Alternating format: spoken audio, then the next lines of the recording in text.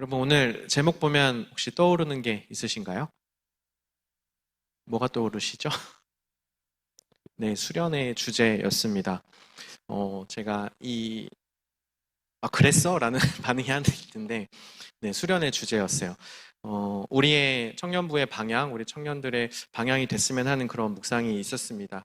임원들이 너무 잘 준비해 줬는데, 오히려 제가 좀 전달을 잘 못한 것 같아서, 한 주 이렇게 말씀을 나누고 기도하는 시간을 가졌으면 좋겠다 생각이 들어서 듣기와 말하기라는 제목으로 이렇게 말씀을 준비하게 되었습니다. 오늘 본문은 마태, 마가, 누가, 요한 이렇게 네 개의 사복음서 중에서 딱 마가복음에만 기록이 되어 있습니다. 여러분 성경책 보면은 이렇게 뭐 단락이 나눠져 있고 단락 제목이 있잖아요. 근데 이제 다른 복음서에도 기록이 되어 있는 거는 이 본문은 마태복음 어디에 기록되어 있다, 뭐 누가복음 어디에 기록되어 있다 이렇게 되어 있어요. 근데 아무런 그런 표시, 본문 표시가 없는 거는 딱 이 본문에만 기록되어 있다는 뜻입니다. 마가복음에만 오늘의 본문은 기록이 되어 있습니다. 지역적으로는 데가볼리 지역의 한 가운데를 통과하였다라는 내용이 있어요. 데가볼리라는 것은 10개의 도시라는 뜻입니다. 갈릴리 호수 동쪽에 위치한 이방인들이 주로 거주하다 보니까 헬라화된 헬라인들이 또 많이 살고 또 이방 지역화된 그런 도시입니다.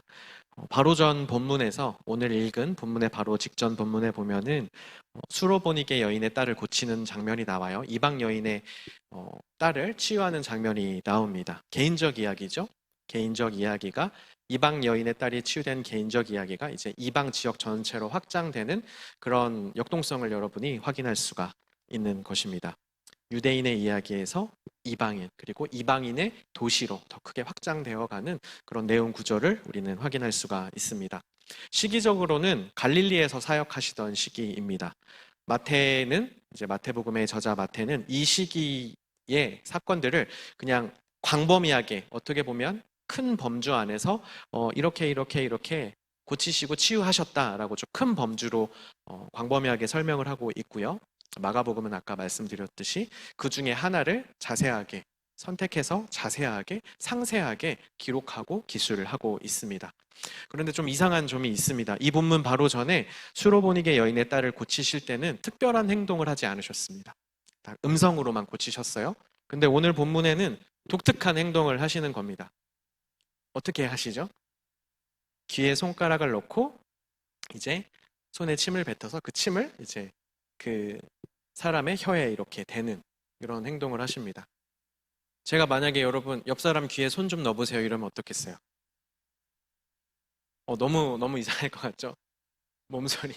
시도하는 사람이 있는데 여러분 우리 문화에서는 이 귀에 손을 넣는 게 좀 이상한 일이고 심지어 막 내 침을 상대 혀에 이렇게 댄다. 이거는 끝을 보자는 거죠. 손절하자. 이제 너와 나는 끝이다. 이런 의미가 될 겁니다. 그런데 바로 전 본문에서는 음성으로만 치유를 하시고 오늘 본문에서는 귀에 손을 넣고 이제 혀에다가 손을 대시는 좀 특별한 행동을 하시는 것입니다. 특별한 이유가 있다고 우리가 생각을 할 수 있겠죠? 한번 이 부분을 자세히 나누어 보도록 하겠습니다. 귀에 손을 넣고 이제 손에 침을 뱉어서 그의 입에 그 손을 대시고 하늘을 보시고 탄식하시고 에바다라고 선포하셨습니다. 확연히 이전 음성으로만 이제 일어나라고 했던 것과는 전혀 다른 모습입니다. 여러분, 예수님은 때에 따라서 그리고 그 사람에 따라서 서로 다른 방법으로 예수님의 능력은 동일한데 이제 치유하는 방식이 참 달랐습니다. 어떤 사람에게는 뭐 진흙을 이겨서 뭐 눈에 바르기도 하시고 전혀 다른 사람에 따라서 상황에 따라서 다른 모습으로 치유하셨어요. 그럼 이 사람이 지금 어떤 상황에 있는지를 보는 게 좀 중요하겠죠. 이 사람은 아예 말을 못하는 게 아니라 아예 입이 안 뚫린 그런 사람이 아니라 듣지 못해서 말이 제대로 안 나오는 사람입니다. 여러분 어렸을 때부터 우리는 계속해서 들은 것을 따라하면서 모방해 가면서 우리가 언어를 배우죠. 듣지 못하면 사실 말을 할 수가 없습니다. 뭔가 소리는 내겠죠? 근데 그건 언어라고 할 수가 없는 것입니다. 이 사람은 듣지 못했고 귀가 먹었고 말이 분명하지 않았고 어눌했다, 더듬었다 이렇게 기록을 하고 있습니다. 제대로 이제 듣지 못했기 때문에 제대로 말하지 못하고 더듬고 어눌했던 것입니다. 듣지 못하는 자였기 때문에 예수님은 단지 음성으로만 치유하시지 않은 것이죠. 왜냐하면 그냥 치유라는 게 일방적인 게 아니잖아요. 그래, 너 일어나! 이렇게 상대방의 상황과 환경 상관없이 그냥 무조건적으로 일방향적으로 가는 게 아니라 예수님과의 어떤 상호작용이고 교제입니다. 그렇기 때문에 듣지 못하는 이 사람에게는 예수님은 음성적으로만 치유하지 않으신 거죠. 그렇기 때문에 음성이 아닌 다른 방법을 사용하시는 겁니다. 비록 소리는 나지 않았지만 음성이 아닌 다른 방법으로 누구보다도 정확하게 그 사람이 알아들을 수 있도록 정확하게 말씀하셨습니다. 여러분, 한번 그 사람이 돼서 상상해 보세요. 예수님이 하신 행동이 그에게 어떤 의미일까요? 듣지 못하고 말하지 못해 왔어요. 또 이제 귀가 열릴 거야. 또 이제 입이 열릴 거야. 이런 의미가 아닐까요? 그냥 우리의 문화에서는 그게 너무나 이상하고 어색한 일이지만 그 당시 문화에선 사실 그렇지 않았습니다. 예수님께서는 손가락을 이제 그 사람의 귀에 넣으심으로 안 들리지? 이제 너 듣게 될 거야. 라는 의도를 분명하게 표현하셨고요. 그리고 그때 당시에 여러분, 그때 당시 문화에서는 우리의 침에 치유와 보호의 효과가 있다라고 여겨졌습니다. 여러분 혹시 어렸을 때 다치면 엄마가 침 좀 발라줬나요? 저는 그러셨는데 침 발라 이런 그래요. 저 옛날 사람이에요. 침 바르는 그게 우리 세대에도 있었던 일이에요. 그리고 그때 옛날부터도 마찬가지로 침이 어떤 치유하고 보호하는 효과가 있었다고 믿었던 그런 시대입니다. 그러니까 귀에 손을 대고 귀가 들릴 거야. 침을 발라서 입에 댈 때 너 이제 입이 열릴 거야. 잘 말할 수 있게 될 거야. 이런 의미로 예수님께서는 말씀하신 것입니다. 오직 그만을 위해서 다른 사람들 상관없이 다른 귀가 들리는 자들에게는 음성으로 이렇게 말씀하셨지만 귀가 들리지 않는 이 사람에게는 이 사람에게 딱 맞추어서 예수님께서 말씀을 하시는 것이죠. 잘 들리면 잘 말하게 될 거야. 지금 안 들리지? 들리게 될 거야. 잘 들리면 잘 말하게 될 거야. 이렇게 말씀을 하시는 것입니다. 너무나 따뜻한 오직 그만을 위한 말씀이셨던 것입니다. 여러분 우리는 따뜻한 말 한마디 행동 하나를 기억하며 평생을 살아갑니다. 이 사람도 아마 예수님께서 이 사람만을 위해서 이렇게 치유해 주시는 이 순간을 평생 기억하며 살 것입니다. 저도 그런 순간이 있었습니다. 너무나 억울한 상황에서 너무나 힘들 때가 있었어요. 누구도 인정해 주지 않고 내 수고와 내 노력을 아무도 인정해 주지 않고 오히려 내가 열심히 하면 할수록 나에게 비난의 화살이 오는 그런 상황이 좀 있었어요. 매우 힘들었습니다. 그럴 때 사람이 정말 마음이 아프고 답답하면 진짜 숨이 안 쉬어지는 거구나라는 거를 그때 처음 알았어요. 너무 너무 막 답답하고 억울하니까 진짜 육체적으로 숨이 막 막혀오는 기분이 아니라 진짜 막혀오는 그런 경험을 했는데요. 그런 시기가 한동안 있었는데 한 분이 저에게 이런 얘기를 해 주었습니다. 소식 잘 듣고 있습니다. 고생해 주어서 수고해 주어서 너무 고맙습니다. 감사합니다. 계속 기도하고 있습니다. 이렇게 얘기를 해주시는 거예요. 눈물이 핑 돌더라고요. 누구도 나에게 이런 얘기를 해주지 않았는데 누군가 한 명쯤은 나에게 네 잘못이 아니야. 네 뜻 그런 거 아닌 거 나도 알아. 이렇게만 말해줬다면 내가 이렇게 힘들진 않았을 텐데 라고 살아가고 있었는데 그때 딱 누군가 해준 그 한마디가 아직도 한 3, 4년이 지난 일인데 아직도 그때 그 장면과 그 음성이 선명하게 남아 있습니다. 우리는 이렇게 한 번의 따뜻한 말과 한 번의 그 행동을 가지고 그것을 또 붙잡고 살아가기도 하는 것이죠. 예수님은 이 사람에게 철저하게 그 사람에게 맞추어서 말씀하시는 겁니다. 너 들리게 될 거야. 너 잘 들리면 입이 열려서 말할 수 있게 될 거야. 예수님 그렇게 철저하게 그만을 위해서 인격적으로 의사소통을 하신 것입니다. 이렇게 이 사람의 상황에 철저하게 맞추신 예수님을 통해서 정말 귀가 열렸고요. 귀가 열려서 잘 들리게 되자 이제 그가 제대로 말하게 되었습니다.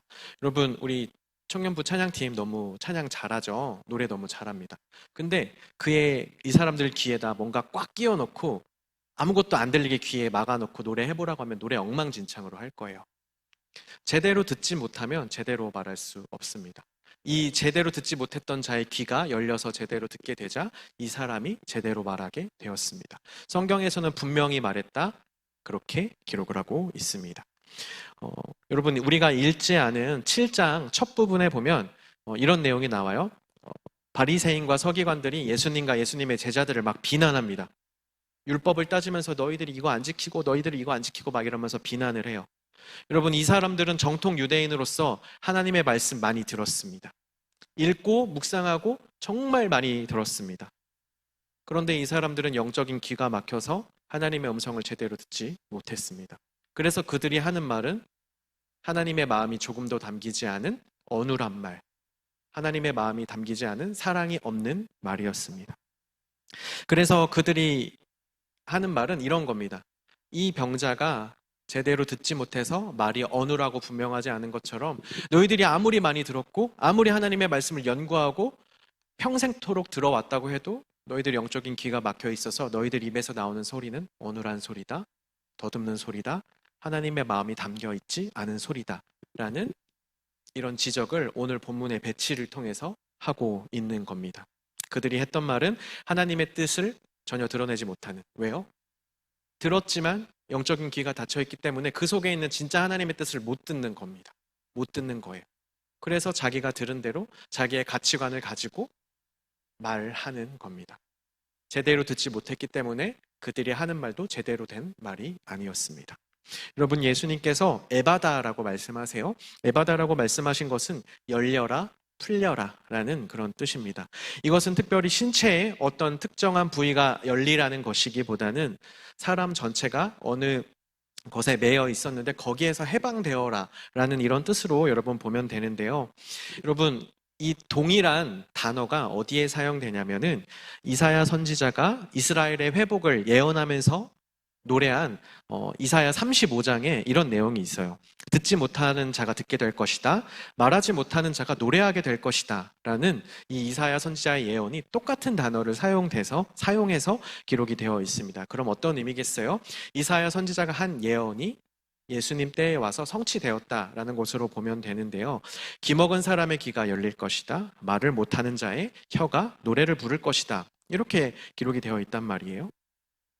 그때 당시 이사야 시대 당시에 죄로 인해서 포로 상태, 이렇게 묶여 있던 그런 상태였습니다.